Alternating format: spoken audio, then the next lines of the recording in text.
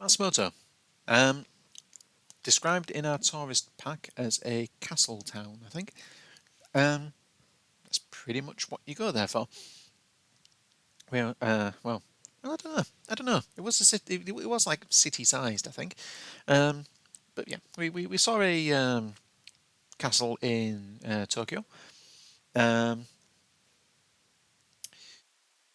Castles over there are fairly alike. So you will go, and there'll be a large open ground, and you can look around gardens and the grounds. Then you can generally tour the castle.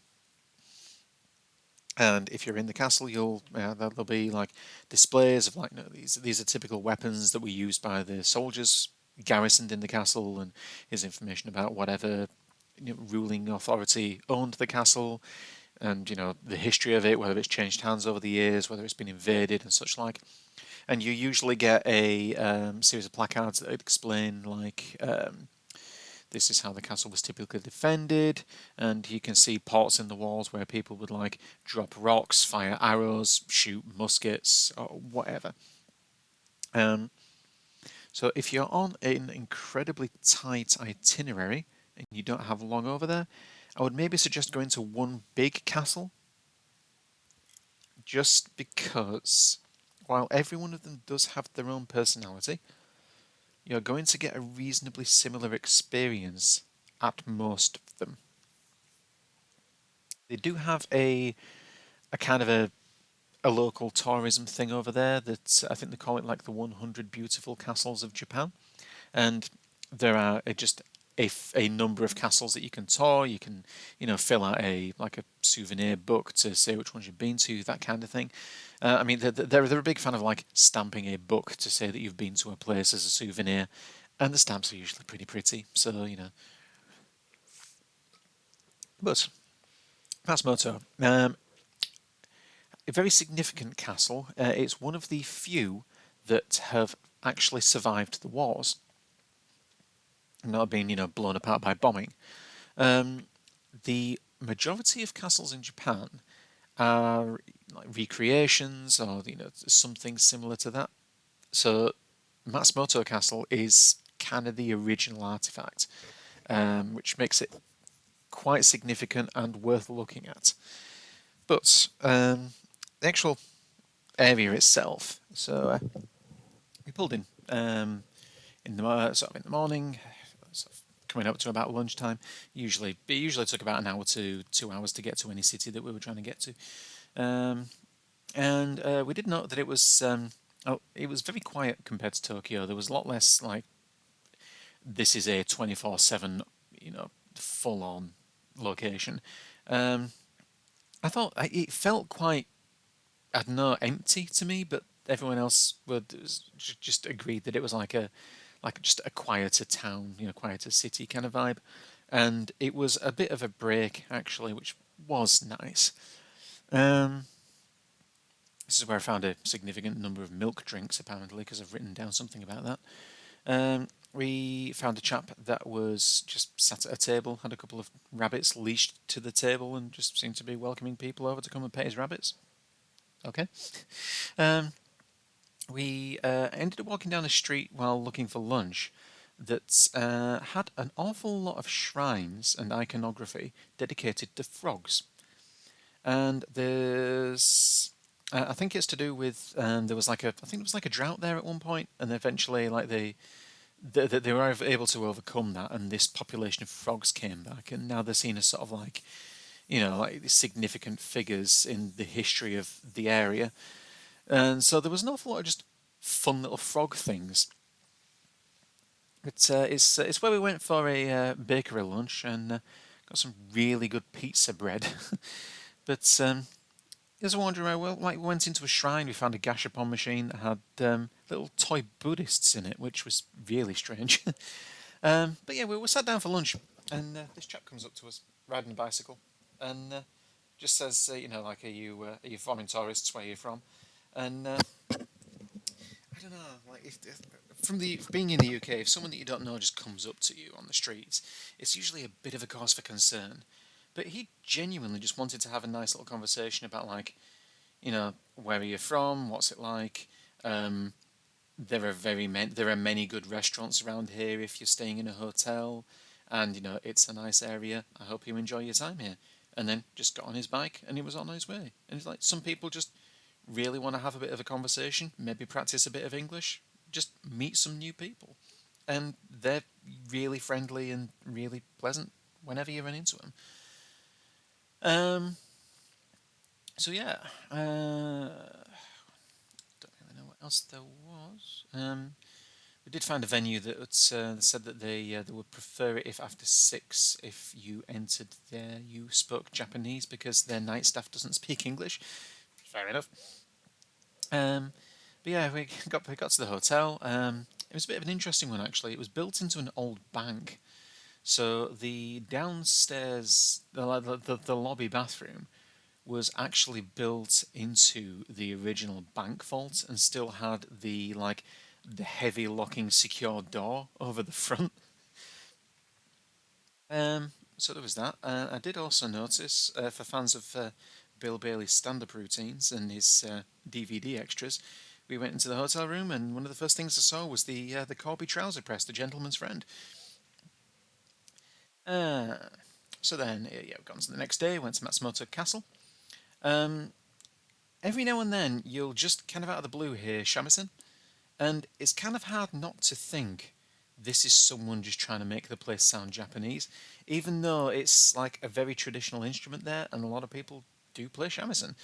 And I should imagine that it's like me saying, if you come up north in the UK and you hear a brass band, like, it's just because you're in the north, isn't it? Of course they're playing brass band for tourists.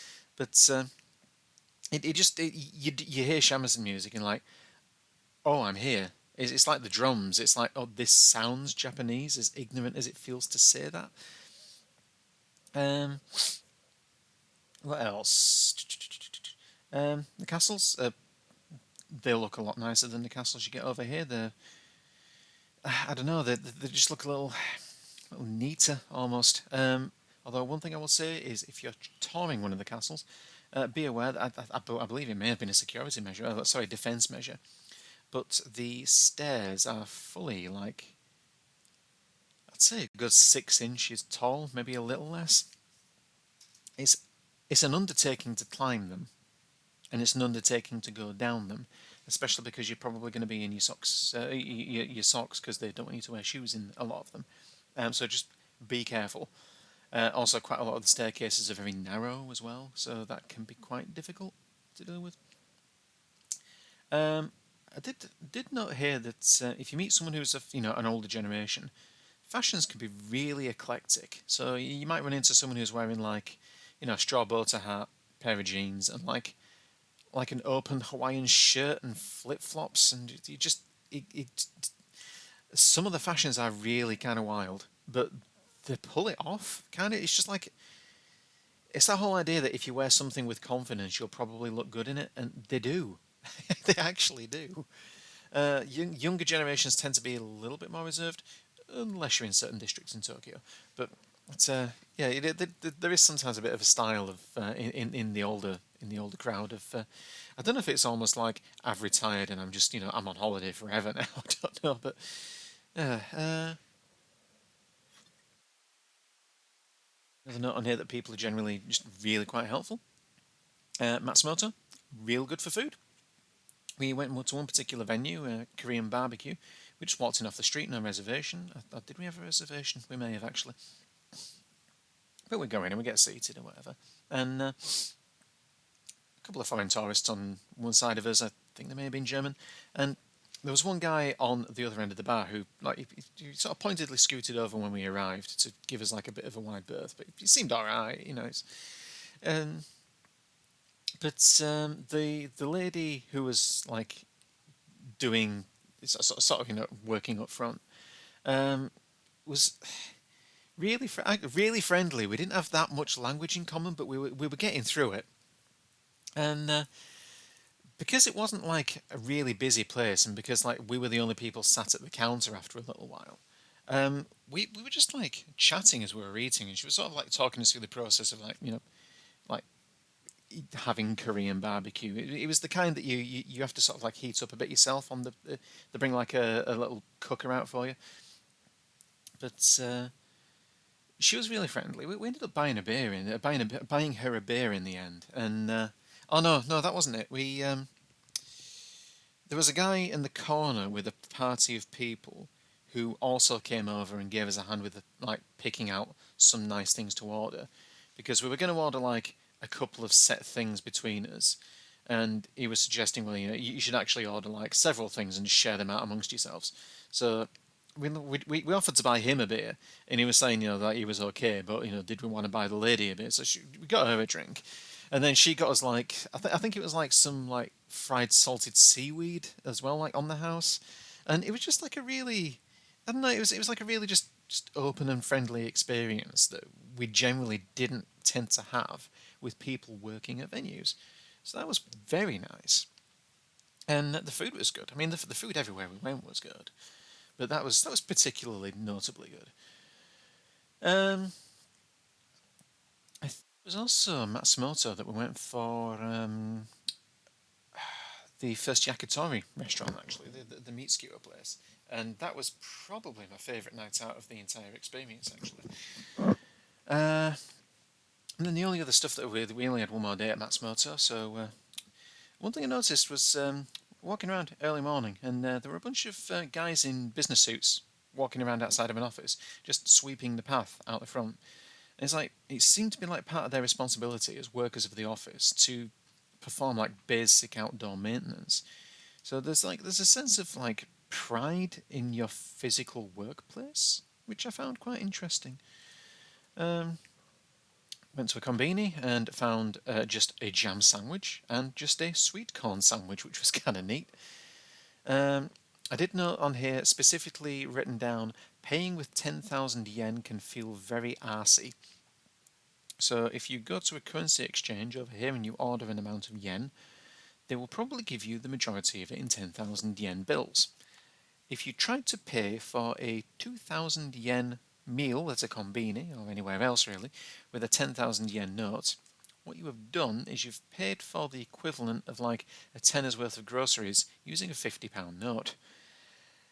You may find if you're paying with a 10,000 yen notes, the staff might ask if you have anything smaller, which is fair. They might also have to go into the back and maybe check that your note is legitimate, perhaps, or ask a member of the management team if it's okay to accept it. If at all possible, it's worth using your 10,000 yen notes for things that cost closer to 10,000 yen, and maybe try and keep a few thousand yen notes on hand, just for if you go into like small shops. Uh, if you go to major tourist destinations, you'll get away with it a bit more because, to be honest, they'll probably be expecting you to bring, bureau de change money with you, which is in weird denominations anyway. But if you can avoid doing it, then you should, because people will like you a lot more. Um, and I think that is. What else? Oh no, sorry, no, we're going on. It was a bit of a travel day. Um, I did note that they have the equivalent of Pendolino trains over there. I think that's what they call them. But it's the trains in the UK that they go at a speed. They're quite a speed, but when they go around corners, they tilt. I only noticed that because the tilty trains really trigger my motion sickness like nothing else. So I'm okay provided I don't try to do anything like read or play video games while I'm on the train. But yeah, it was noticeable. We went to. It was our first time on the Shinkansen, or the bullet train. It goes at about 200 miles an hour. Is an incredibly smooth ride. You could not tell how fast it was going, unless you looked out the windows. Um, the other thing is that it tends to be very warm on them for some reason.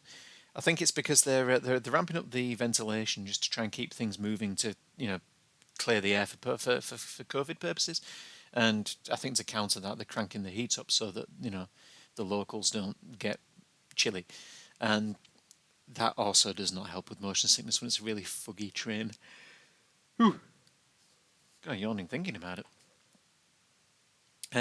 Wrote down that architecture can vary really wildly.